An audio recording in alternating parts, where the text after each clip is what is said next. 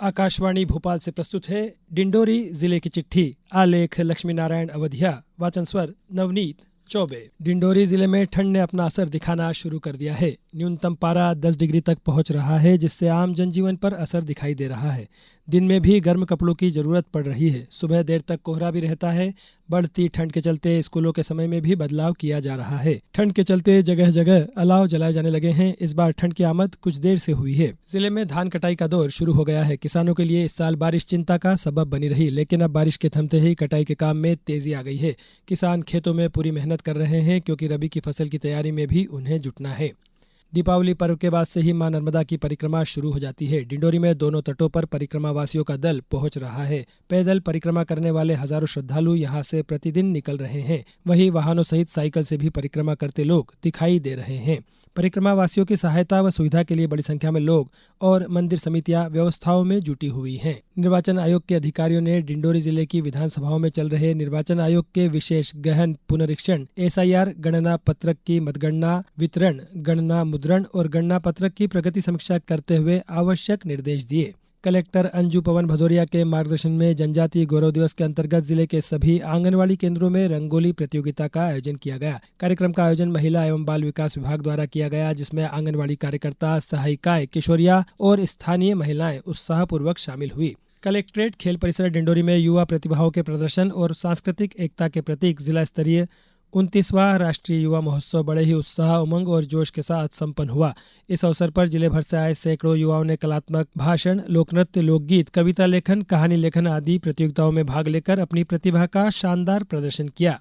राष्ट्रगीत वंदे मातरम के 150 वर्ष पूर्ण होने के उपलक्ष्य में डिंडोरी नगर में भव्य प्रभात फेरी का आयोजन किया गया। प्रभात फेरी का शुभारंभ कलेक्ट्रेट तिराहा से हुआ, जो आनंदम दीदी कैफे तक बड़े उत्साह और देशभक्ति के माहौल में संपन्न हुई। प्रभात फेरी में स्थानीय जनप्रतिनिधियों, अधिकारी, कर्मचारियों, स्कूली विद्यार्थियों और आम नागरिकों ने हाथों में तिरंगा थामकर उत्साहपूर्वक भाग लिया।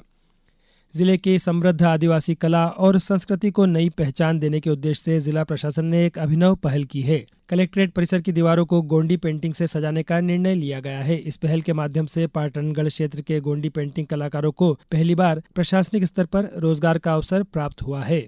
जनजातीय गौरव दिवस के अवसर पर जिले भर में 1 से 15 नवंबर तक जनजातीय नायकों और वीरांगनाओं के बलिदान को याद करते हुए रंगारंग कार्यक्रमों की श्रृंखला जारी है।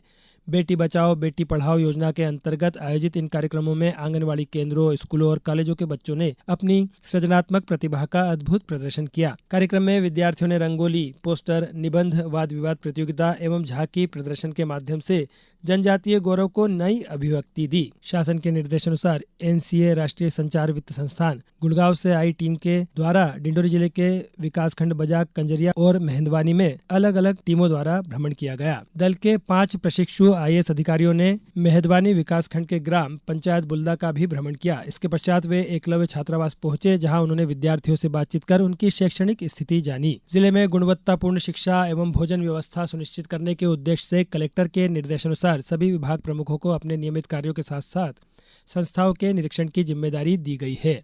मध्य प्रदेश उच्च शिक्षा विभाग के खेल कैलेंडर निर्देशानुसार जिला स्तरीय वॉलीबॉल प्रतियोगिता का आयोजन शासकीय महाविद्यालय करंजिया में किया गया। लीग चरण के बाद पहले सेमीफाइनल में शासकीय महाविद्यालय डिंडोरी ने करंजिया को हराकर फाइनल में स्थान बनाया, जबकि दूसरे सेमीफाइनल में शासकीय महाविद्यालय अमरपुर ने मेहंदवानी को मात देकर फाइनल में प्रवेश किया। निर्णायक मुकाबले में शासकीय महाविद्यालय अमरपुर ने शानदार प्रदर्शन करते हुए जिला स्तरीय वॉलीबॉल प्रतियोगिता का खिताब अपने नाम किया। मुख्य चिकित्सा एवं स्वास्थ्य अधिकारी डॉक्टर मनोज पांडे द्वारा जिला चिकित्सालय डिंडोरी से सांस अभियान एवं नवजात शिशु सुरक्षा सप्ताह का शुभारंभ किया गया। जिले में यह अभियान 12 नवंबर 2025 से 28 फरवरी 2026 तक संचालित किया जाएगा।